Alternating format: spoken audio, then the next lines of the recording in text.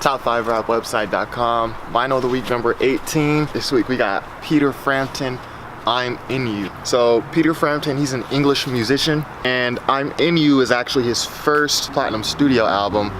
His prior album, Frampton Comes Alive, went 4 times platinum, but that was a live album. So his live album led into I'm In You. This was his first platinum studio album. Now, I'm In You was recorded at Electric Lady Studios, which is Jimi Hendrix studio.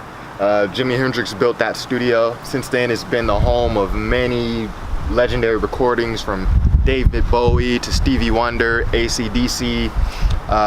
Even J. Cole has recorded in Electric Lady Studios. If you watch J. Cole's Eyes documentary for his For Your Eyes Only album, you can see him recording in Studio A of the Electric Lady Studios. So yeah, legendary album. And I'm In You, obviously a sexual album. Here he's got the shirt wide open with the, chest hairs popping.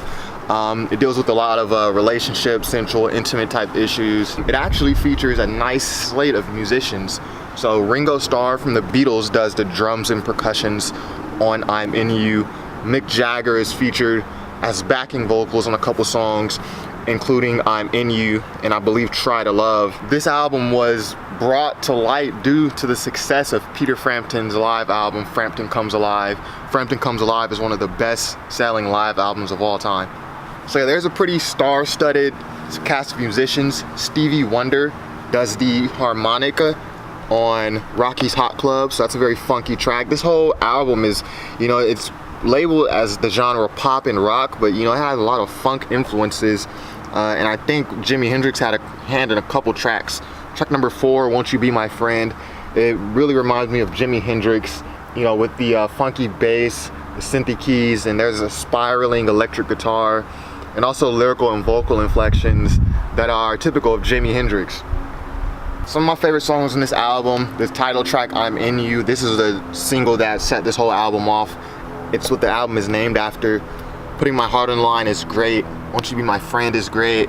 I also like Try to Love. There's a bit of rawness on this record. It's led by like electric guitar mastery, and you can hear even a lot of feedback on the electric guitar in this album, which some people would say is a negative, but I think it adds to the raw quality of the album. So let's take a look at the album.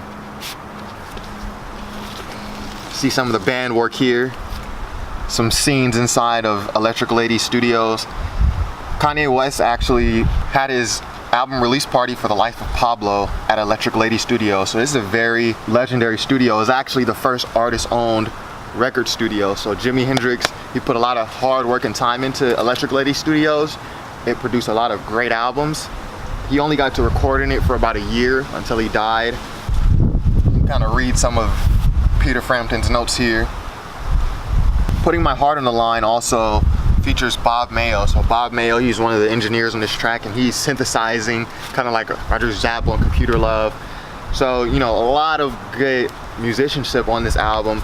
It's not really what it appears to be. If you didn't know Peter Frampton, you probably think this is some singer-songwriter, folk type album. This is a very stylistic album. A lot of instrumentation on here, and a lot of help by a lot of legends such as Stevie Wonder, Jimi Hendrix himself, Ringo Starr from the Beatles. Just take one actual look at the record.